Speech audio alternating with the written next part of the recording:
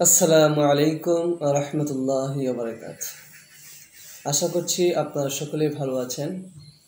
আজকে আলোচনা হলো রমজান মাসের আলোচনা। আরবি 12 মাসে আলোচনার এটি দ্বিতীয় পর্ব। প্রথম পর্ব শেষ করে ফেলছি, তো দ্বিতীয় পর্ব আছে রমজান। রমজান এই মাসে রোজা রাখা প্রত্যেক বয়স্ক মুসলমানদের জন্য ফরজ। এই মাসে এত ফজিলত যে এই মাসে বেহেশতের সব দরজা খুলিয়ে দেওয়া হয় ও দুজকের দরজা বন্ধ করিয়ে দেওয়া হয় ও সমস্ত শয়তানকে বন্দী করা হয়। এই মাসের একটি নফল কাজ অন্য মাসের একটি ফরজ কাজের সমান ও একটি ফরজ কাজ অন্য মাসের 70টি ফরজ কাজের সমান। সুবহানাল্লাহ, ফজিলত রাখে। এই মাসে কোনো নেক কাজ করলে 70 গুণ সওয়াব পাওয়া যায়। এই মাসে ধনজন ও রিজিক বৃদ্ধি হয়। এই মাসে যাহা খাওয়া যায় সবই ইবাদত গণ্য হয়। সমস্ত ফেরেশতাগণ রোজাদারদের জন্য প্রার্থনা করেন, রোজাদারদের দোয়া কবুল হয় ও রোজাদারদের জন্য প্রত্যহ বেহেশতে সজ্জিত হয়।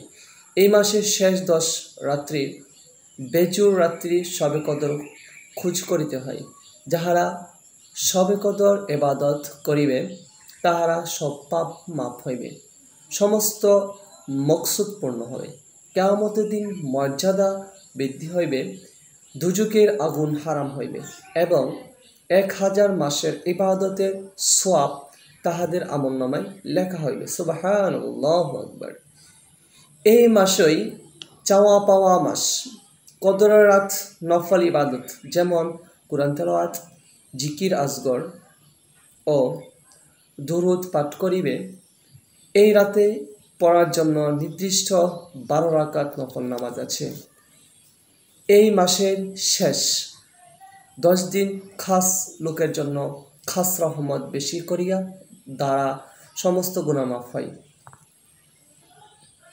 হাসিল করা একটি উপায় শরীয়তে রাখা হয়েছে, তা হইল ইতিকাফ। ইহা দ্বারা সমস্ত গুনাহ মাফ হয়, আল্লাহর নৈকট্য লাভ হয় ও এক হজের সওয়াব পাওয়া যায়। পয়লা রমজান হযরত বড় পীর সাহেবের জন্ম তারিখ। এই দিনে বেশি করিয়া দুয়া দুরূদ পাঠ করিয়া তিনি রূহের উপর বকশা দিবে।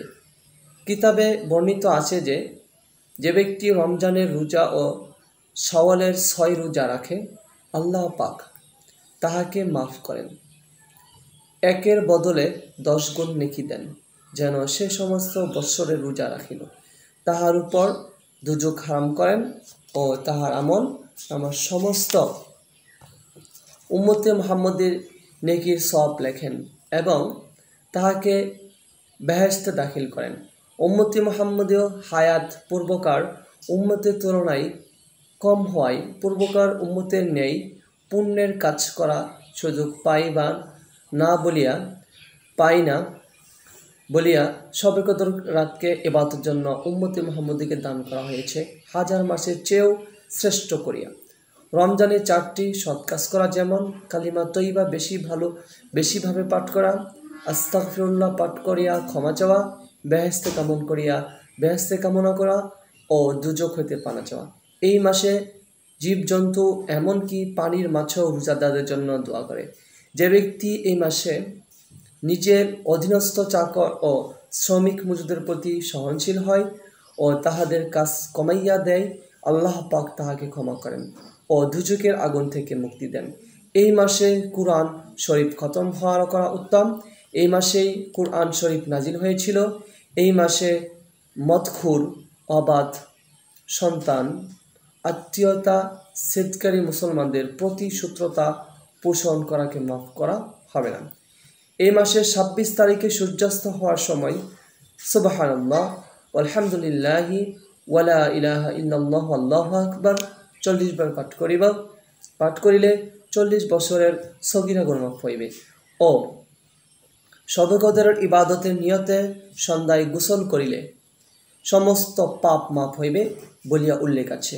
শবে কদরের পরিবার দোয়া হইল আল্লাহুম্মা ইন্নাকা আফুয়ান তুহিব্বুল আফু আফু আন্নি ইয়া গফুরু ইয়া গফুরু ইয়া গফুরু।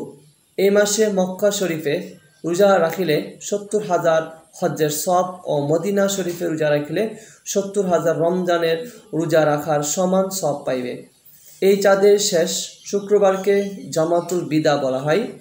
আল্লাহ পাক রমজানের প্রথম 10 দিন রহমত বর্ষণ করেন, পরের 10 দিন ক্ষমা করেন ও শেষের 10 দিন মানুষকে দুজকের আগুন হইতে নাজাত দেওয়ার ওয়াদা ঘোষণা করেন। উল্লেখ্য আছে যে এই চাঁদের প্রত্যহ মাগরিব ও ইশার মধ্যবর্তী সময়ে যদি কেহ 2 রাকাত নফল নামাজ আদায় করে তবে আল্লাহ পাক তাহার আমল নামায় লেখার জন্য 70,000 ফেরেশতা প্রেরণ করেন কিয়ামতের অবধি তাহার নেকি সমূহ লেখার জন্য। সুবহানাল্লাহ। সম্মানিত হাজিরিন, সম্মানিত ভিউয়ার্স, আমরা যারা রমজান মাস পাইলাম কিন্তু রমজানের হক আদায় করতে পারলাম না, তার মতো দুর্ভাগা আর একটিও হয় না পৃথিবীর মাঝে। সেজন্য রমজান মাস আসলে আমরা রমজানের হক পরিপূর্ণ আদায়ের চেষ্টা করব। আল্লাহ তাআলা যেন আমাদেরকে মাফ করে দেন, ক্ষমা করে দেন, ওনার প্রিয় বান্দা হিসেবে আমাদেরকে যেন কবুল করিয়ে নেন। ওয়া আখির দাওয়ানা আলহামদুলিল্লাহি রাব্বিল আলামিন। ভালো থাকবেন, সুস্থ থাকবেন, খোদা হাফেজ।